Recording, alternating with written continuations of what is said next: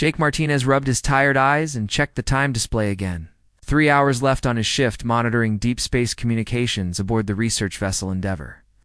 The endless static and routine data transmissions made for boring work, but someone had to listen. Space was vast and mostly empty, but occasionally something interesting came through the void.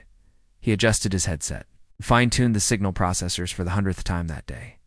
The Endeavour was conducting routine surveys of the outer rim systems, cataloging star formations and searching for anything unusual. So far, they had found nothing but empty space and distant galaxies. A soft beep from his console made Jake sit up straight. The frequency analyzer was showing something new.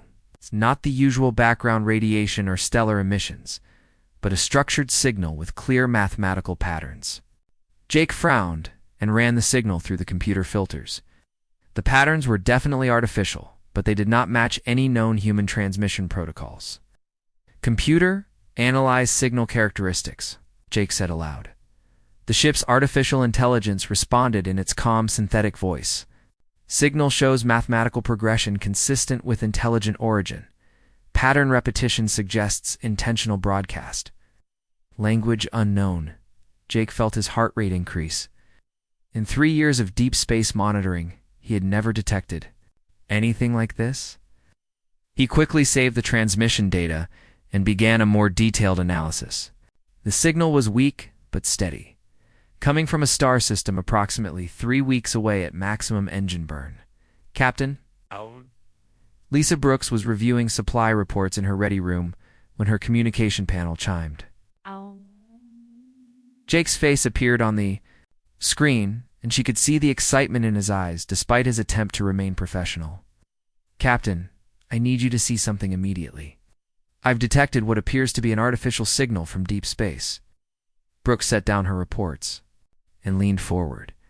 "Are you certain it's not from one of our other ships, or a probe malfunction?" "Negative, Captain. I've checked all our vessels and equipment. It's coming from outside our operational area. The signal patterns suggest non-human origin." Brooks felt a chill run down her spine. First contact protocols existed, but no one expected to actually use them. "I'll be right there. Contact Dr. Carter and First Officer Stone. Have them meet us in the communications bay." 10 minutes later, the senior staff gathered around Jake's workstation. Dr. Sam Carter, the ship's chief science officer, was already analyzing the signal data on his portable scanner. First Officer Alex Stone stood quietly beside the captain, his expression serious. "Show us what you found," Brooks ordered. Jake played the signal through the speakers. Transmission sounded like organized static with underlying tonal patterns that seemed almost musical. Mathematical sequences appeared on the display screen as the computer tried to identify repeating elements. "The signal repeats every 47 minutes, Jake explained. "Each repetition is slightly weaker than the last, suggesting the source is losing power or the transmission equipment is failing." Dr. Carter looked up from his scanner.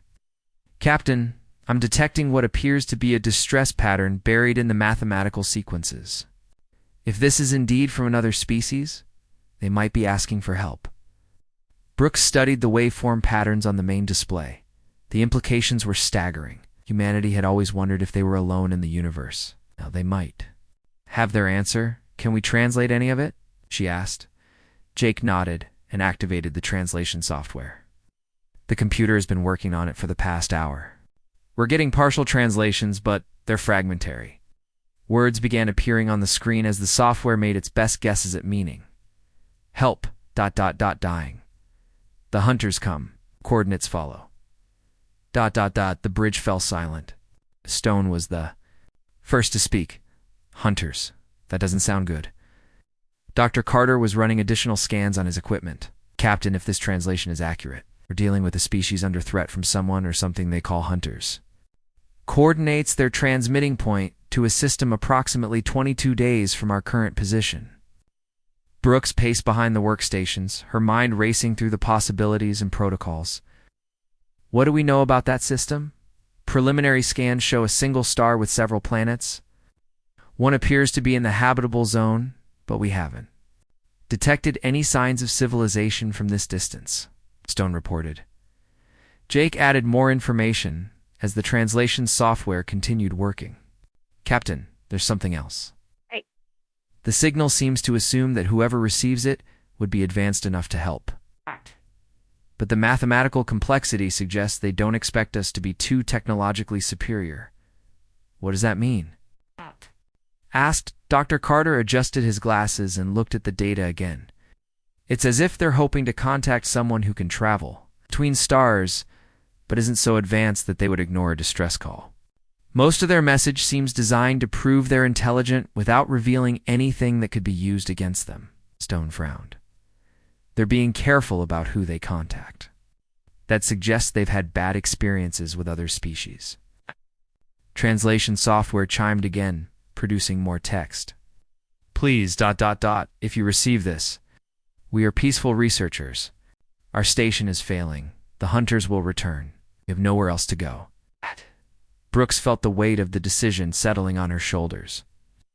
Standard protocols required reporting any contact with non-human intelligence to Earth Command and waiting for instructions.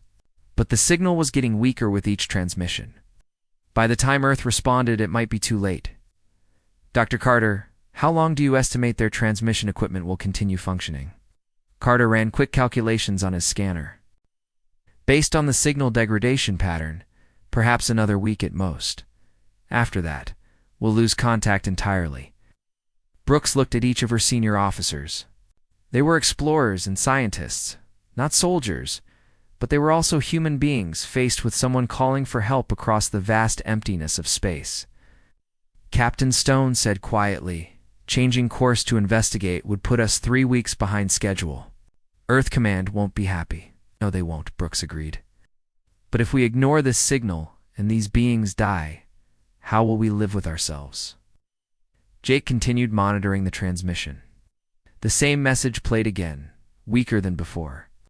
Somewhere in the darkness between the stars, someone was crying out for help. Growing quieter with each passing hour, Brooks made her decision. The Endeavour dropped out of hyperspace 23 days later, and the crew immediately knew they had found something extraordinary. Through the main viewing screen, they could see a massive structure orbiting a dying red star. The space station was unlike anything in human engineering databases. My God, Dr. Carter whispered, staring at the alien construction. It's enormous. The station stretched 4 kilometers in every direction, its design a strange mixture of flowing organic curves and sharp crystalline formations. Parts of it seemed to pulse with fading light as if the structure itself was alive and slowly dying. Captain Brooks stood on the bridge, trying to process what she was seeing. Jake, are you still receiving the distress signal? Yes, Captain. But it's much weaker now. The source appears to be coming from a small section on the station's lower levels. Most of the structure shows no signs of active power. First Officer Stone was running detailed scans from his console. Captain, I'm detecting massive hull breaches throughout the station. Whatever happened here, it was violent. The damage patterns suggest weapons fire. Dr. Carter joined the scanning efforts, his equipment focused on life signs. I'm picking up faint biological readings from the section transmitting the distress call. Very faint, but definitely there. Brooks felt her pulse. Quicken. They were about to make first contact with an alien species, and those beings were dying. Jake, can you establish two-way communication? Jake worked frantically at his station, adjusting frequencies and signal boosters. I'm trying, Captain. The station's communication array appears to be severely damaged. I'm going to try routing our signal through their emergency transmitter. Several tense minutes passed before Jake succeeded in establishing a connection. Static filled the bridge speakers, followed by sounds that were definitely not human. The alien voices were higher pitched than human speech, with musical tones woven throughout their words. The translation software began working immediately, converting the alien language into text on the main screen. Unknown vessel, you came. We did not believe. How is this possible? Captain Brooks stepped forward, knowing that her next words would make history. This is Captain Lisa Brooks of the human vessel Endeavour. We received your distress signal. Do you require assistance? The silence that followed seemed to last forever. When the aliens finally responded, The translation software could barely keep up with their rapid, excited speech. Humans, we do not know this species. You traveled far to answer our call. Why would you risk yourselves for strangers? Dr. Carter moved to the communication station. Captain, I'd like to try establishing a clearer translation protocol. We're going. To help them, we need better communication. Brooks nodded. Do it. For the next hour, Dr. Carter worked with Jake to improve the translation system. The aliens, who called themselves the Veltar, were remarkably cooperative despite their desperate situation. They transmitted mathematical concepts and basic vocabulary to help the translation software learn their language faster. Gradually, communication became clearer. The Veltar seemed amazed that the humans had come to help through broken translations. They explained that their species had sent distress calls into space before, but no one had ever responded. We are researchers, the lead Veltar explained. The translation identified him as someone called the Archive Keeper. We study the patterns of dying stars. We meant no harm to anyone. What happened to your station? Brooks asked. The Kethmer came. They are hunters who travel between the stars, taking what they want from those who cannot fight back. Our people tried to hide our research, but they found us anyway. Stone was monitoring the conversation while running tactical scans. Captain, I'm detecting debris fields around the station. Ships were destroyed here recently. The wreckage includes both alien designs. The Archive Keeper continued his explanation. Kethmer attacked without warning. They destroyed our ships and damaged our station. Many of our people died. Those who survived are trapped in the lower levels where life support still functions.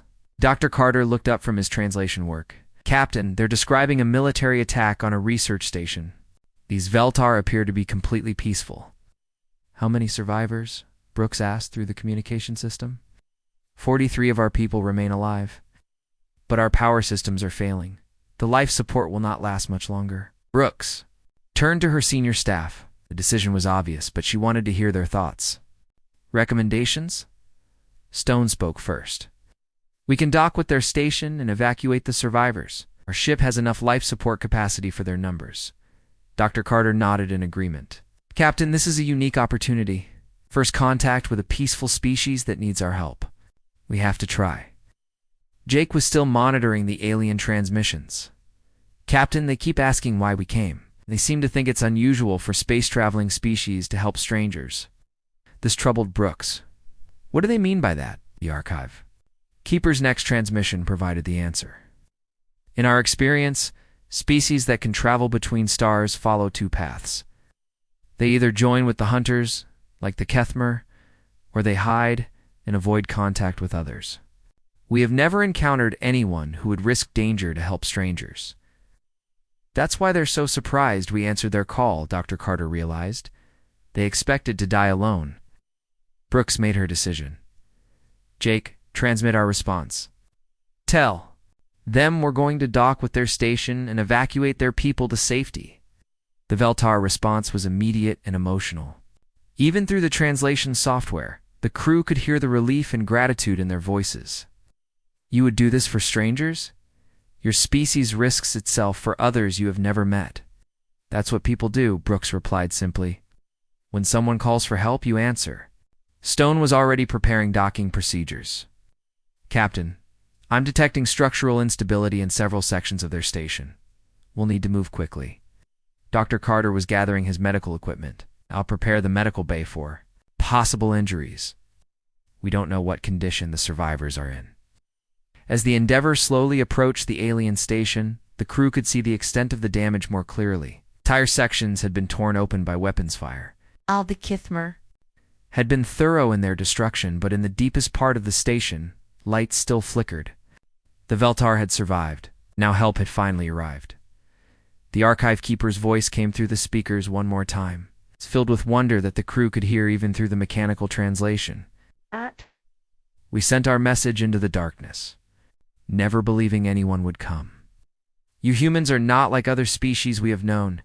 You are something new.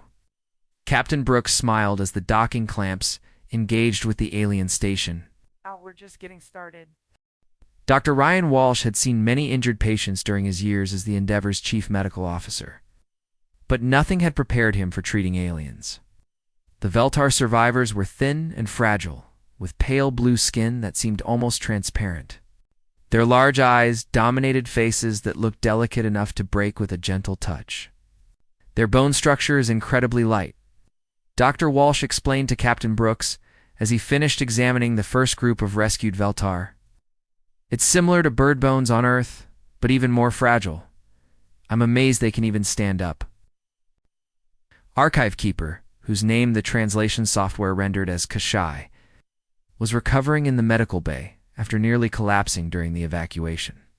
Despite his weakness, he insisted on speaking with the human crew about his people's situation.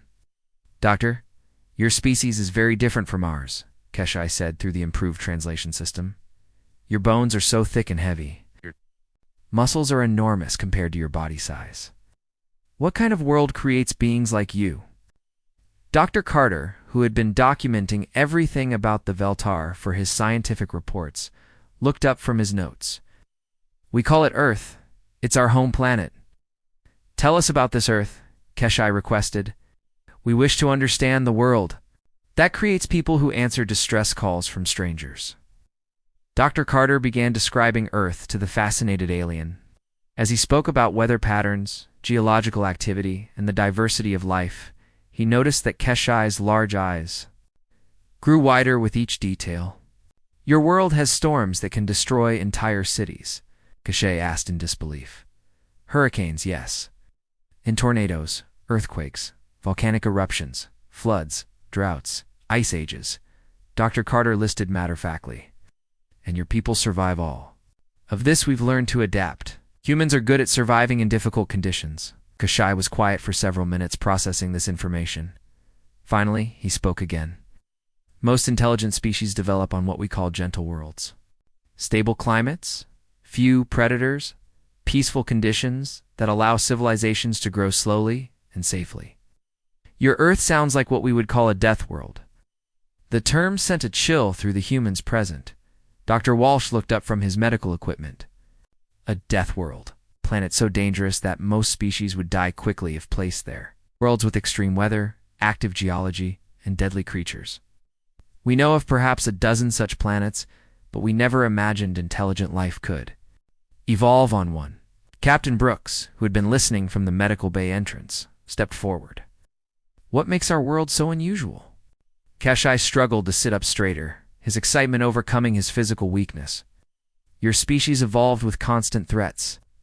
Predators that could kill you, weather that could destroy your homes, earthquakes that could swallow your cities. This shaped you in ways that species from gentle worlds cannot understand." Dr. Carter was taking detailed notes. "Psst, how so?" "Look at your bodies. Dense bones that can withstand great impacts. Powerful muscles that can generate enormous force. Your reaction speed is faster than ours. Your endurance is incredible. Most important, your minds expect danger and know how to respond to it." Security Chief Ben Hayes had joined the group, interested in the tactical implications of what he was hearing. "You're saying other intelligent species aren't built for conflict?" "Conflict is rare among species from gentle worlds. When resources are abundant and predators are few, cooperation develops naturally. War is almost unknown. Most species that achieve space travel do so through peaceful means over thousands of generations." Hayes frowned. "Then how do species like the Kethmer develop?" Keshai's expression darkened. "The Kethmer are different. They come from a world that was once gentle, but became harsh through some disaster. Instead of developing the balance your species achieved, they became pure predators. They take what they want and destroy what they cannot use." Captain Brooks was beginning to understand the larger picture. "So most species in space are either peaceful like yours or predatory like the Kethmer?" "Yes, the peaceful species try to avoid contact and hide their civilizations. The predatory species hunt and destroy. There has never been a species that could do both. Fight when necessary, but choose peace when possible." Dr. Walsh looked at his scans of the Veltar again. "Your people really can't fight back against attackers. We have no concept of organized violence. Our bodies are not built for it, and our minds do not think in terms of warfare. When the Kethmar attacked, we could only try to hide and hope they would leave. Hayes was already thinking about defensive strategies. But you could learn. If someone taught you how to protect yourselves, perhaps, but it would take generations to change our nature. We do not have generations. The Kethmar will return when they discover we survived. This statement caught everyone's attention. Captain Brooks stepped closer to Keshai's medical bed. They're coming back? The Kethmar always return to finish what they start? They will bring more ships next time. To ensure no one survives, it is their way. Hayes and Brooks exchanged glances. The implications were clear. The rescue mission had just become much more complicated. Dr. Carter continued his questioning. How long do we have? Perhaps days, perhaps weeks? The Kethmar moved quickly when they detect survivors. Hayes began, pacing, his mind already working on defensive plans. Acton, we need to start preparing. If they're coming back, we need to be ready. Brooks nodded, but she was also thinking about the broader implications of what they had learned. Humanity had stumbled into a galaxy divided between victims and predators. With no one willing or able to protect the innocent, Keshai seemed to read her thoughts. Captain Brooks, your species troubles me. Why you have the strength to fight? Like the Kethmar, but you choose to help instead of hurt. You come from a death world that should have made you into predators, but you risk yourselves for strangers. We have never encountered anything like humans before. Dr. Carter looked up. From his notes, is that good or bad? I do not know. But I think the galaxy is about to change in ways none of us can predict. Through the medical bay windows, the stars seem different now. It's no longer points of light in an empty universe, but suns warming worlds where civilizations hid in fear, or hunted without mercy. And somewhere among those stars, the Kethmar were preparing to return. The warning came at 0347 hours ship time. Jake Martinez was monitoring long-range sensors when 6 massive contacts appeared on his screen.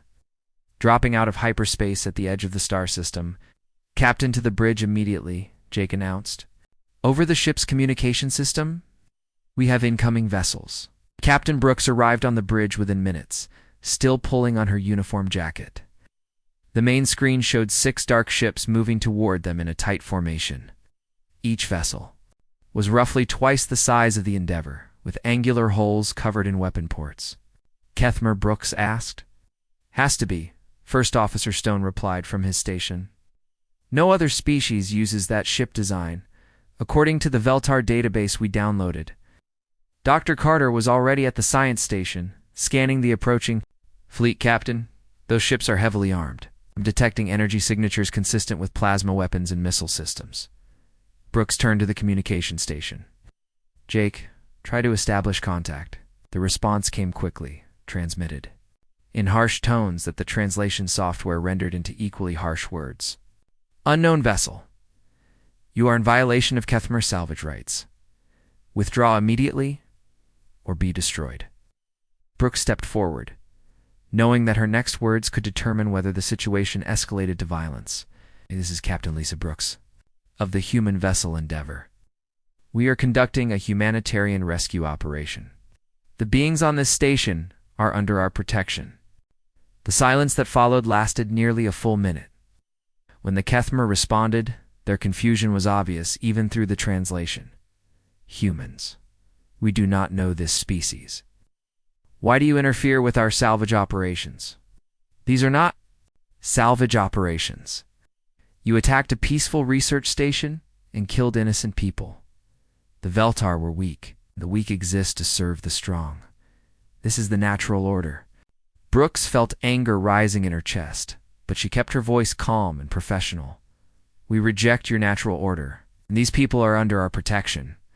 Leave this system immediately. The Kethmar commander, who identified himself as Thakmor, seemed genuinely puzzled by the human response. You would risk your lives for a dying species that cannot benefit you. This makes no sense. It makes perfect sense to us. Security Chief Hayes had been quietly preparing defensive measures throughout the conversation. He approached the captains. Charon spoke quietly. Captain, I've been analyzing their formation and weapon signatures. They're overconfident. Expect us to run or surrender. Brooks nodded slightly, then addressed the Kethmer again. Commander Thakmore, this is your final warning? Leave this system peacefully or face the consequences. The Kethmer response was immediate and predictable. You dare threaten us? We've conquered dozens of species across this sector. What can one small ship do against our fleet? Brooks turned to her crew. All hands, prepare for combat. Is not a drill. The Endeavor's bridge became a scene of controlled chaos as the crew prepared for battle. Stone was coordinating with engineering to maximize power to weapons and shields. Dr. Carter was transferring all non-essential power from science systems to defensive arrays. Hayes was working with weapons officer Pete Jackson to target the enemy vessels. The Kethmar attacked without further warning. 6 ships launched missiles simultaneously while moving to surround the lone human vessel. Their tactics were straightforward: overwhelm the enemy with superior numbers and firepower. But the Kethmer had never fought opponents from a death world before. Incoming missiles, Jackson reported. 24 warheads, closing fast. Evasive maneuvers, Brooks ordered. Full power to rear deflectors. The Endeavor twisted through space in a pattern that seemed random, but was actually carefully calculated. Navigator Amy Foster had spent the past 3 days studying the gravitational fields around the dying star, mapping currents and eddies that could be used tactically. Captain, bringing us through the star's magnetic field in 3 seconds, Foster announced the Kethmer missiles, designed for open space warfare, had trouble tracking through the intense magnetic interference. More than half of them lost their targets and exploded harmlessly in space. Turn fire, Brooks commanded. Jackson had been studying the enemy ship designs during the conversation, looking for weak points. Human weapons were different from anything the Kethmer had encountered. Instead of trying to overpower their shields with brute force, the Endeavor's weapons targeted specific vulnerable points. 2 missiles struck the lead Kethmer vessel's weapon ports, disabling its primary armament. A 3rd missile hit its engine section, causing the ship to fall behind the formation. Impossible, came Thakmore's voice over the communication channel. Your ship is too small to carry weapons of that power. Brooks smiled grimly. You're thinking like a predator. We're thinking like survivors. The battle continued for nearly an hour. The Kethmer had superior numbers and firepower, but they were fighting an enemy unlike anything in their experience. Humans had learned warfare through millennia of conflict on a dangerous world. Every member of the Endeavor's crew contributed to the fight in ways the Kethmar could not predict. Engineering. Chief Katie Moore had been quietly modifying the ships. Systems throughout the rescue operation, when the Kethmer tried to disable the Endeavor's engines, they discovered that the humans had rerouted power through backup systems they did not know existed. Cook Maria Santos had repurposed kitchen equipment into makeshift electronic warfare devices that jammed Kethmer targeting systems. Maintenance Chief Tony Clark had rigged explosive charges from spare parts, creating mines that the enemy ships could not detect. The turning point came when Foster calculated a dangerous maneuver through the dying star's corona, the Endeavor's shields, designed to handle the radiation of deep space exploration, could survive the passage briefly. The Kethmer warships, built for conquest rather than exploration, could not. Captain, I can get us through the corona, but we'll have maybe 30 seconds before the radiation overwhelms our shields, Foster reported. Do it. The Endeavor dove toward the dying star with 3 Kethmer ships following closely. The human vessel's shields blazed with energy as it skimmed through the star's outer atmosphere, using the intense radiation as both cover and weapon. 2 Kethmer ships fell behind, their shields failing under the stellar radiation. The 3rd, Thakmore's flagship, pushed forward desperately. His shields are failing, Jackson reported. One more pass through the corona should finish him, but Thakmore was learning, instead of following the Endeavor through the star's atmosphere. Again, he pulled back and waited for the human ship to emerge. Brooks realized the trap. He's getting smarter. We need a new plan. The battle was far from over. The Endeavor emerged from the star's corona with its shields at 15% and hull temperature readings in the red zone. Thakmor's flagship waited in open space, weapons trained on the exact point where the human ship would appear. "Learned from our last trick," Captain Brooks said grimly.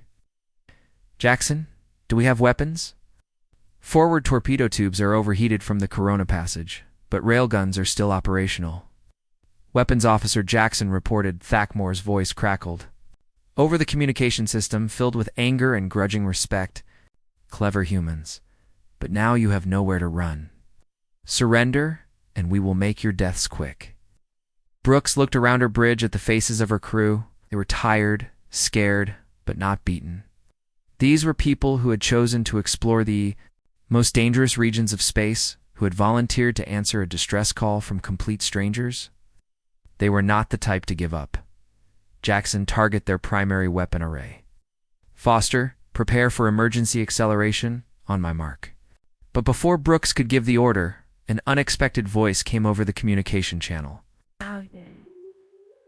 It was Keshai, speaking from the Veltar section of the ship. "Captain Brooks, we wish to help.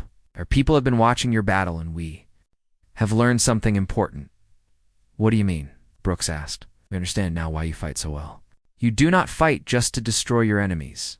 You fight to protect others. This gives you strength that pure predators do not have."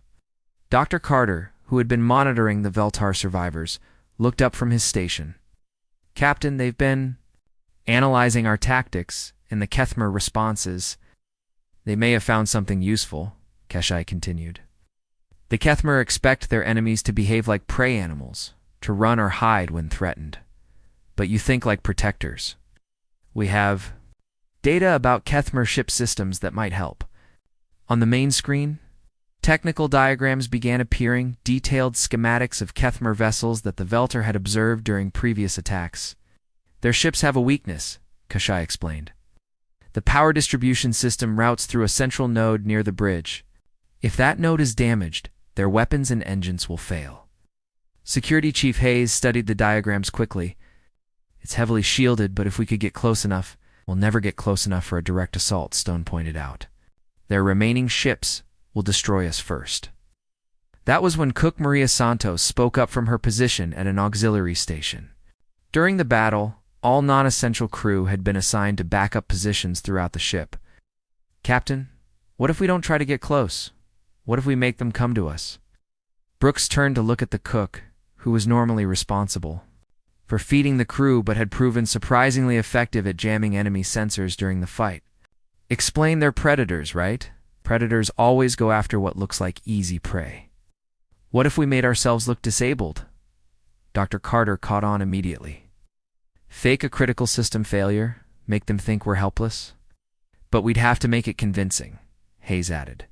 "These aren't stupid animals. They're intelligent beings with advanced sensors." Engineering Chief Katie Moore had been listening while rerouting power around damaged systems. "I can shut down our main engines and reduce shield strength to make it look like we're dying, but we'd only have one chance. If this doesn't work, we'll actually be helpless." Brooks considered the plan. It was risky, but everything they had done since answering the Veltar distress call had been risky. "Make us look like a dying ship." The Endeavor's engines flickered and went dark. Its shields dropped to minimal power. Emergency lights began flashing across the hull, and the ship started drifting toward the nearby gas giant, as if its navigation was failing. Thakmor's response was immediate and predictable. "You see, human ship is dying. Move in for the kill. Take any survivors for questioning." The 3 remaining Kethmer ships approached in a tight formation, weapons ready to finish off what appeared to be a helpless enemy. They closed to point-blank range, exactly where the humans needed them. "Now," Brooks commanded. The Endeavor's engines roared back to life at maximum power. Instead of trying to escape, the ship accelerated directly toward Thakmor's flagship. At the same time, Moore triggered a controlled overload of the ship's secondary power systems. The explosion was not large enough to destroy the Kethmer ship. It was perfectly placed. The blast wave hit the exact point that Keshai had identified. The central power distribution node. Thakmor's flagship went dark immediately. Weapons, engines, and life support all failed as the ship's power grid collapsed. The other two Kethmer vessels, caught off guard by the sudden reversal, collided with their disabled flagship as they tried to avoid the explosion. All Kethmer, but the victory had come at a cost. The controlled explosion had damaged the Endeavor's own systems. Warning lights flashed across every console on the bridge. Engineering report, Brooks demanded. Moore's voice came over the communication system, strain evident in her tone. Captain, we've got hull breaches on 3 decks, and the main power coupling is failing. We're not going anywhere fast. Dr. Carter was monitoring the Kethmer ships. Captain, I'm detecting emergency power coming online aboard their vessels. You're trying. To restore basic systems, Brooks realized they had only minutes before the enemy ships became dangerous again, but those minutes might be enough. Jake, open a channel to all Kethmer vessels. When the connection was established, Brooks addressed the defeated fleet commander. Thakmor, your ships are disabled, and your crews are in danger. We offer you the same choice you gave us, surrender, and we will spare your lives. The silence stretched for nearly a minute before Thakmor responded. His voice was filled with confusion and something that might have been respect. You could destroy us now. Why do you offer mercy to enemies? Because that's what civilized beings do. We fight when we must, but we don't kill when we don't have to. Another long pause. This is not the way of warriors. No, Brooks agreed. It's the way of humans. The first Kethmer ship powered down its weapons in surrender. Then, the second. Finally, Thakmor's own flagship followed suit. The battle was over, but Brooks knew this was only the beginning. Word would spread that the Kethmer had been defeated by an unknown species. The galaxy was about to learn that there was a new player among the stars. The repair work took 6 days. Engineering Chief Katie Moore and her team worked around the clock to fix the damage from the battle. While Dr. Walsh treated injured crew members from both sides, Kethmer had suffered casualties when their ships lost power. And Captain Brooks had insisted on providing medical aid to their former enemies. Commander Thakmor sat in the Endeavor's brig, staring through the force field at his human captors. His confusion had only grown deeper during the days of captivity. The humans had defeated his fleet, captured his ships, and held the power of life and death over his crews. Yet they provided medical care, adequate food, and even entertainment. Materials. This makes no sense, he said, when Captain Brooks came to speak with him. We are your enemies. Why do you treat us well? Brooks pulled up a chair and sat across from the force field. Because the war is over. You lost. We won. But that doesn't mean we have to be cruel. On my world, defeated enemies are enslaved or killed. The strong take everything from the weak. That's one way to live. It's not our way. Thakmor leaned forward, genuine curiosity in his alien features. Then what will you do with us? That depends on you. Your ships are repaired and ready to leave. Your crews are healthy. You can return to your territory and continue raiding peaceful species, or you can choose a different path. What different path? Brooks stood and walked closer to the force field. Could try working with others instead of preying on them. There's an entire galaxy full of species that could benefit from cooperation. Cooperation is weakness. Is it? Your individual ships are more powerful than ours, but we won because we worked together. Our crew, the Veltar survivors, even our ship's computer, everyone contributed to the victory. Cooperation made us stronger than you, eh? This seemed to trouble Thakmor deeply. His entire worldview was built on the idea that the strong should dominate the weak. The concept that working together could create strength was alien to him. Meanwhile, the ship's main conference room, Dr. Carter was meeting with Kashai and the other Veltar survivors. The archive keeper had recovered much of his strength and was eager to share information about the galactic situation. There are 47 known peaceful species in this sector alone, Kashai explained, displaying star charts on the room's main screen. All of them are hiding from predator races like the Kethmer. They have the technology for space travel, but they use it only to remain hidden. 8. Dr. Carter studied the charts with growing amazement. 47 civilizations. and none of them communicate with each other. Communication is dangerous. It reveals your location to potential enemies. Most species send out signals only in extreme emergencies, like our distress call. First Officer Stone, who had joined the meeting, pointed to several star systems on the chart. What about these areas? They show signs of recent space activity. Those systems were attacked within the past year. The species that live there are either dead or scattered. This is why the peaceful races remain hidden. Dr. Carter was taking detailed notes. So the galaxy is divided into 3 groups: hidden peaceful species, nomadic predators, and empty systems where civilizations used to exist. Yes, until now. Your arrival changes everything. How so? Keshai looked directly at the human scientists. You have proven that predator species can be defeated. More importantly, you have shown that some space-traveling species will risk themselves to help strangers. Word of this battle will spread. Stone frowned. Is that good or bad? Both. Peaceful species will begin hoping for help instead of accepting death. But predator species will see you as a threat to be eliminated.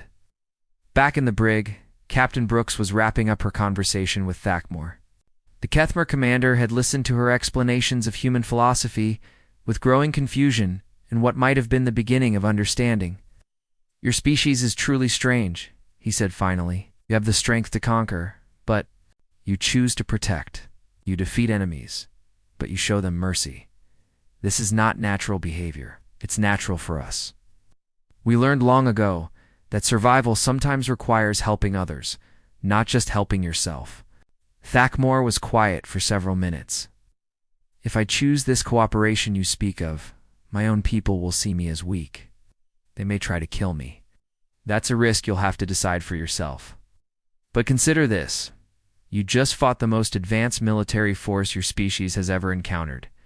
We didn't become strong by fighting each other. We became strong by working together. 3 hours later, the Kethmer fleet departed the system. Thakmor had made his choice. He would return to his people, but he would also think about what he had learned from the humans. Whether that would lead to change or simply to more conflict remained to be seen. The Endeavor was also preparing to leave, but their destination was different than originally planned. The Veltar survivors had provided coordinates to 3 nearby systems where peaceful species were hiding. Captain Brooks had decided to make contact with these civilizations before returning to Earth. Captain Dr. Carter said as they watched. The Kethmer ships disappear into hyperspace. What we've done here is going to have consequences we can't predict. I know. We've just announced to the galaxy that humans exist and that we're willing to fight for others. Every predator species out there is going to see us as a threat. Are you having second thoughts? Brooks looked at the Veltar survivors. On the bridge, beings who were alive because strangers had answered their call for help. No. If we have to choose between hiding safely and helping those who need it, the choice is obvious. Jake Martinez looked up from his communication station. Captain, I'm receiving multiple signals. They're distress calls, coming from the systems the Veltar told us about. How many? At least a dozen different sources. They're all asking for help. Brooks smiled and turned to her crew. Well, people, it looks like we're going to be busy. Foster, set course for the nearest signal. Let's go answer some calls. As the Endeavor jumped to hyperspace, its destination was no longer Earth. Across the galaxy, peaceful species were learning that someone had finally answered a distress call.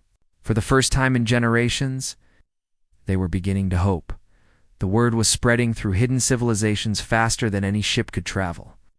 There were others out there, others who would come when you called for help. They called themselves humans. And they came from something called a death world. And they didn't abandon those in need. The galaxy would never be the same.